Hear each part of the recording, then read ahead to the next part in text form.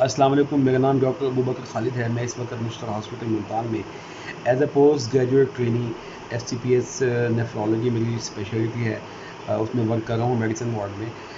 आज की इस वीडियो का हमारा टॉपिक है ब्लड प्रेशर। ब्लड प्रेशर एक ऐसा मसला है जो हमारी सोसाइटी में बहुत कॉमन है और बहुत से लोग हैं जो इसका इलाज नहीं करवाते, उनको पता ही नहीं होता कि उनको क्या बीमारी चल रही है। फ़ॉरेन कंट्रीज़ में तो ये ट्रेंड होता है कि हर साल उनकी जो है ना पूरी बॉडी प्रोफाइल करवाई जाती है, लेकिन पाकिस्तान में अनफॉर्चुनेटली ये ट्रेंड नहीं है। अंडर डेवलप कंट्रीज़ है, इसके अंदर जो है बहुत से लोग, बहुत सी बीमारियाँ अनडायग्नोज चल रही होती हैं जो कि सोसाइटी के अंदर प्रेजेंट होती हैं। तो ब्लड प्रेशर क्या होता है, इसकी क्या वजूहात हैं, जब ये ज़्यादा होता है ब्लड प्रेशर तो ये इसके अंदर जिस्म के अंदर इसकी वजह से कौन कौन सी इलामत पैदा होती है और कब हमें लेबल करना होगा कि एक इंसान को ब्लड प्रेशर की बीमारी मौजूद है, इसकी कौन कौन सी वजूहात होती हैं, इसकी डायग्नोस्टिक जो लैब्स हैं वो क्या क्या हैं और हम इसका इलाज कैसे करते हैं, ये सब बातें आज की इस वीडियो में आप लोगों के साथ डिस्कस करूँगा। नॉर्मल ब्लड प्रेशर क्या होता है? नॉर्मल ब्लड प्रेशर जो है वो है, उसकी जो वैल्यू है मैं आप लोगों को बताता चलूँ। 120 जो है वो, उसमें दो वैल्यूज़ होती हैं, सिस्टोलिक और गैस्ट्रोलिक। सिस्टोलिक जिसे ऊपर वाला आम लोगों की ज़ुबान में कहा जाता है कि सिस्टोलिक, और जो गैस्ट्रिक है वो नीचे वाली वैल्यू को कहा जाता है। उसमें है 120/80, यानी कि 120/80 is the normal blood pressure.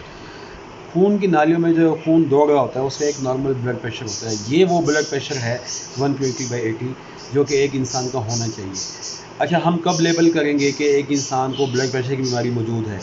अगर एक इंसान को 130 जो ऊपर वाला है 130 से अबव हो जाए और नीचे वाला वो 85 to 90 को रीच करे, तो इसको हम कहते हैं कि ये स्टेज 1 हाइपरटेंशन है। इसके अंदर अलामात भी पैदा हो जाती हैं, जिसमें बहुत सारी अलामात हैं। सर दर्द होना, आंखों के सामने अंधेरे का आ जाना, सर चकराना, उल्टी। जब बहुत ज़्यादा ब्लड प्रेशर ज़्यादा हो जाता है, 160-180 तक चला जाता है, उसके अंदर उल्टी भी आना शुरू हो जाती है और इसकी बहुत सारी कॉम्प्लिकेशंस भी हैं जो कि मैं आगे चल के इस वीडियो में आपके साथ डिस्कस करूँगा। सवाल ये पैदा होता है कि इलाज कब शुरू करना है? तो स्टेज 1 हाइपरटेंशन में हम जो है लाइफस्टाइल मॉडिफाई करते हैं, उसमें हम इलाज शुरू नहीं करते। इलाज तब शुरू होता है जब नॉर्मल लाइफस्टाइल मॉडिफिकेशन के साथ भी और डाइट कंट्रोल के साथ और जो उसकी वजूहात हो सकती हैं, उन वजूहात को कंट्रोल करने के बाद भी आपको ब्लड प्रेशर 140-135 से अबव जा रहा है, तो हम कहते हैं कि ये अब इसको हमें इसके ट्रीटमेंट स्टार्ट करना चाहिए। अब ये सवाल पैदा होता है कि इसके तशख़ीस के लिए कौन कौन सी जो टेस्ट हैं वो यूज़ किए जाते हैं, डॉक्टर्स यूज़ करते हैं। इसके बहुत सारे टेस्ट हैं जो कि बीमारी बढ़ने के साथ साथ करवाए जाते हैं। शुरू में क्या होता है कि शुरू में उसका ब्लड प्रेशर ब्लड मॉनिटरिंग की जाती है, ब्लड प्रेशर मॉनिटरिंग की जाती है 1 वीक तक के। ये सिंगल रीडिंग ज़्यादा आई है जो कि डॉक्टर से मिलने के बाद बाद परेशानी की वजह से भी ज़्यादा हो सकता है, तो डॉक्टर यूजुअली एडवाइस करते हैं अगर एक दफ़ा उसको ज़िंदगी में एक दफ़ा ज़्यादा उसको ब्लड प्रेशर आया है, मालूम हुआ है, तो उसको एडवाइस करते हैं कि 1 हफ़्ता तक जाके वो घर में चेक करे, हर खाने से पहले चेक करे। सुबह खाली पेट, दोपहर के खाने से पहले, रात के खाने से पहले, तो 3 टाइम हमने ब्लड प्रेशर चेक करना होता है। अगर वो स्टिल 130-135 प्लस रह गए तो फिर डॉक्टर्स उसको एडवाइस करते हैं कि वो अपना लाइफस्टाइल चेंज करे। तो एक तो ब्लड प्रेशर मॉनिटरिंग की जाती है। दूसरा जो टेस्ट एडवाइस किया जाता है नॉर्मल तौर पे वही होता है कि लिपिड प्रोफाइल। लिपिड प्रोफाइल जो है उसके अंदर कोलेस्ट्रॉल, ट्राइग्लिसराइड्स, LDL, HDL, ये सारे टेस्ट होते हैं जो कि यूज़ किए जाते हैं। इसके अलावा और भी बहुत सारे टेस्ट होते हैं जो कि इस बीमारी की मॉडिफिकेशन, जो कि कॉम्प्लिकेशंस होती हैं, उनके साथ साथ वो हम चेक करते हैं। जैसे गुर्दों के टेस्ट हैं, आँखों का मुआयना है, पेशाब का मुआयना है। तो ये बहुत सारे टेस्ट हैं जो कि विद डिजीज़ प्रोग्रेशन आप हम एडवाइस करते हैं। सवाल बहुत से लोग करते हैं, वो ये करते हैं कि हमारा ब्लड प्रेशर का टारगेट क्या होना चाहिए। जो लोग हैं जिनकी उम्र अभी 35 से कम है या 40 साल से ज़्यादा, अगर हम ब्रॉड कर लें इसको, तो बिलो 40 जो एज है उसके अंदर जो नॉर्मल ब्लड प्रेशर होना चाहिए वो 120 और बाई 80 120/80 होना चाहिए। अगर ज़्यादा इसमें वेरिएशन हो भी सकती है तो 130 तक हो सकता है। इससे ज़्यादा अगर ब्लड प्रेशर है बिलो 40 ईयर ऑफ एज में, तो उसको सोचना चाहिए कि मुझे अपने टेस्ट करवाने हैं, मैंने अपने जाके डॉक्टर से कंसल्ट करना है, क्या मुझे इलाज शुरू करना है या नहीं करना। अगर अबव 40 कोई बंदा है, उसके अंदर नॉर्मल ब्लड प्रेशर 135 तक भी चला जाता है और बिलो जो नीचे वाला होता है वो 85-90 तक भी चला जाता है। तो अबव 44 जो है 50 ईयर ऑफ एज तक 130/90 is the normal blood pressure, क्योंकि उसके अंदर जो है वो नालियाँ सख्त हो जाती हैं। ब्लड प्रेशर यूजुअली नॉर्मली वो 130 तक ही रहता है, तो 40 साल से ऊपर जो है 130/90 is considered as normal blood pressure. 40 साल के नीचे हमें 130 पर सोचना चाहिए कि हमारा ब्लड प्रेशर ज़्यादा हो गया है। इसकी वजूहात क्या क्या हैं? इसकी वजूहात बहुत सारी हो सकती हैं, जिसमें मोटापा है। मोटापा जो है वो कई बीमारियों की जड़ है, तो हमें अपना मोटापा कंट्रोल करना है। High fat, high salt diet, ज़्यादा नमक का इस्तेमाल, ज़्यादा चर्बी का इस्तेमाल, मोटापा। इसके अलावा आपकी जो ब्लड प्रेशर की जो वजूहात हो सकती हैं, वो आपका स्ट्रेस हो सकता है। आप यानी कि परेशान हैं और परेशान रहते हैं, मुस्तकिल परेशान रहने की वजह से भी आपको ब्लड प्रेशर की बीमारी आपको पकड़ सकती है। अब मैं आता हूँ इसके इलाज की तरफ। सबसे पहले है लाइफस्टाइल मॉडिफिकेशन। लाइफस्टाइल मॉडिफिकेशन में क्या हो सकता है? आपको एडवाइस किया जा सकता है कि आप अपनी खुराक जो है वो तब्दील करें। उसमें नमक का कम इस्तेमाल है, फ़ैट, ऑयल, घी, चर्बियों का, यानी कि इन चीज़ों का कम इस्तेमाल है। इसके अलावा मोटापा कंट्रोल करने के लिए आपकी डाइटरी मॉडिफिकेशन हो सकती हैं। आपको मीठा मना किया जा सकता है। इसके अलावा आपके कार्बोहाइड्रेट कम किए जा सकते हैं, जो कि बहुत सारी उसमें चेंजेस की जा सकती हैं आपका वज़न कम करने की। वो आप किसी न्यूट्रिशनिस्ट से मशवरा कर सकते हैं कि हमें अपनी डाइट में क्या चेंजेस करनी चाहिए ताकि मेरा वज़न कंट्रोल रहे या मेरा वज़न कम हो जाए। तो लाइफस्टाइल मॉडिफिकेशन में आपकी जो दूसरी चीज़ आती है वो स्मोकिंग है। स्मोकिंग की वजह से भी एथेरोस्क्लेरोसिस होती है। एथेरोस्क्लेरोसिस क्या होती है? बेसिकली एथेरोस्क्लेरोसिस है नालियों, खून की नालियों के अंदर चर्बी का जम जाना, जिसकी वजह से नालियाँ सख्त हो जाती हैं और ब्लड प्रेशर ज़्यादा हो जाता है। Physical exercise is very important in this management of the hypertension. अगर आप अच्छी एक्सरसाइज कर लें, अपना वेट कम कर लें और अच्छी एक्सरसाइज से अपना कोलेस्ट्रॉल लेवल कम कर लें, तो आप अपना बाआसानी अपने ब्लड प्रेशर का कंट्रोल हासिल कर सकते हैं। ये एक कुदरती तरीका है जिसमें किसी इलाज की ज़रूरत नहीं है, किसी दवाई की ज़रूरत नहीं है।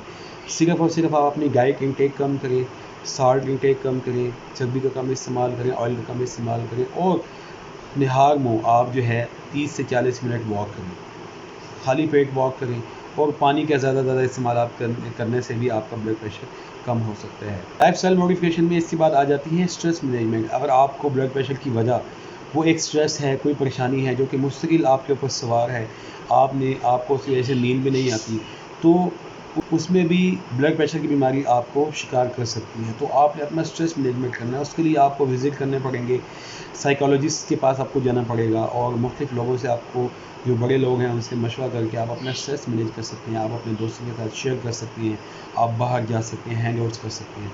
तो stress management is very important in the treatment of hypertension. अच्छी नींद का ना होना ये भी एक वजह होती है ब्लड प्रेशर जन्म लेने की।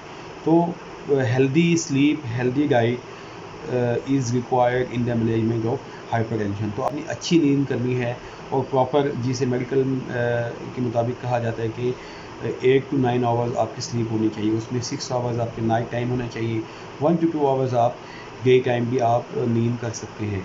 तो वेल स्लीप, अच्छी नींद, अच्छी खुराक और स्ट्रेस मैनेजमेंट और low salt diet, low fat diet, ये सब जो चीज़ें हैं ये डाइटरी मॉडिफिकेशन है, लाइफस्टाइल मॉडिफिकेशन हैं जो कि हम खुद कर सकते हैं, कुदरती तरीके से कर सकते हैं। अगर हम इन पे कर लें, इन चारों पांचों चीज़ों पे हम काबू पा लें, तो हम अपना ब्लड प्रेशर आसानी से कंट्रोल कर सकते हैं।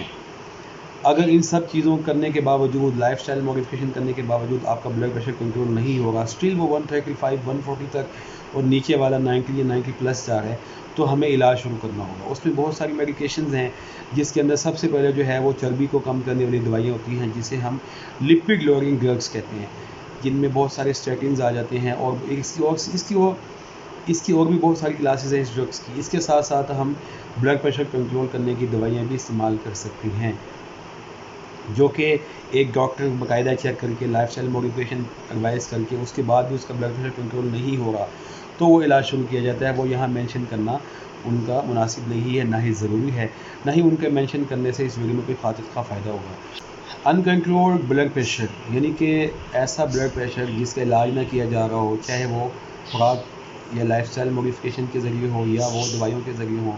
अगर कोई शख्स अपना ब्लड प्रेशर का इलाज नहीं करवाता तो उसको क्या क्या कॉम्प्लिकेशन, क्या क्या पेचीदगियाँ उसकी ज़िंदगी में आ सकती हैं, अब मैं आप लोगों को वो बतलाऊँगा। सबसे पहले उसमें है फालिज हो सकता है, दिमाग की नाली में खून जम भी सकता है और दिमाग की नाली के अंदर दिमाग की जो रगें हैं, नालियाँ हैं जिनके अंदर खून दौड़ता है, उसकी वो रप्चर भी हो सकती हैं, लीक भी हो सकती हैं, जिसको हम हेमोरेजिक सीवीए, हेमोरेजिक स्ट्रोक बोल देते हैं, या उनके अंदर खून जम भी सकता है जिसके अंदर, जिसको हम कहते हैं इस्केमिक सीवीए। तो अगर ब्लड प्रेशर कंट्रोल नहीं रखेंगे तो हमारे अंदर ये फालिज का होने का चांस ज़्यादा हो जाता है। दूसरी जो कॉम्प्लिकेशन होती है उसको हम कहते हैं हाइपरटेंसिव रेटिनोपैथी। आँख के पर्दे के ऊपर ब्लड प्रेशर ज़्यादा होने की वजह से बहुत सारी तब्दीलियाँ रूनुमा हो जाती हैं, जिसकी वजह से आँखों के अंदर धुंधलापन पैदा हो जाता है, नज़र कमज़ोर हो जाती है, और ऐसा ऐसा ये इसकी बहुत सारी कॉम्प्लिकेशन भी हो सकती हैं, जिसमें मोतिया आँखों के अंदर सफ़ेद मोतिया या काला मोतिया के अलामत भी आ जाती हैं। इसके अलावा आपको दिल का अटैक हो सकता है जिसके अंदर अंजाइना है। सबसे पहले अंजाइना, अगर स्टिल अनकंट्रोल्ड ब्लड प्रेशर है, उसके बाद फिर आपको इस्कीमिक मायोकार्डियल इन्फॉक्शन भी हो सकता है, जिसको एमआई या दिल का अटैक भी हम बोल देते हैं। इसके अलावा हाइपरटेंसिव नेफ्रोपैथी भी होती है। गुर्दों के अंदर जो उसके जो छोटे छोटे अज़ा होते हैं वो डैमेज होना शुरू हो जाते हैं, जिसकी वजह से गुर्दों की जो पैरामीटर्स हैं वो डेरियन होना शुरू हो जाते हैं, और ऐसा ऐसा गुर्दों का फेलियर भी हो सकता है। इसके अलावा और भी बहुत सारी कॉम्प्लिकेशन हैं जिनको हम माइक्रोवास्कुलर कॉम्प्लिकेशन कह सकते हैं। ये सारी कॉम्प्लिकेशंस हैं अनकंट्रोल्ड ब्लड प्रेशर की। मैं उम्मीद करता हूँ मेरी ये वीडियो आपको बहुत फ़ायदा देगी, और आप इस वीडियो को उन लोगों तक लाजमी शेयर कीजिएगा जिनको इन सब चीज़ों की अशद ज़रूरत है और वो परेशान हैं अपनी ब्लड प्रेशर की बीमारी को लेके। तो अपनी ब्लड प्रेशर जब भी आपको लगे कि ये अलामत आपके अंदर मौजूद हैं, तो आप लाजमी किसी भी डॉक्टर से अपना चेकअप करवाएं और प्रॉपर उससे ट्रीटमेंट लें, चाहे वो दवाइयों की सूरत में हो, चाहे वो लाइफस्टाइल मॉडिफिकेशन की सूरत में हो। वीडियो को वॉच कीजिएगा, चैनल को सब्सक्राइब कर दें और शेयर लाजमी कीजिएगा, और अपना फीडबैक कमेंट सेक्शन में लाजमी दीजिएगा। अस्सलाम वालेकुम।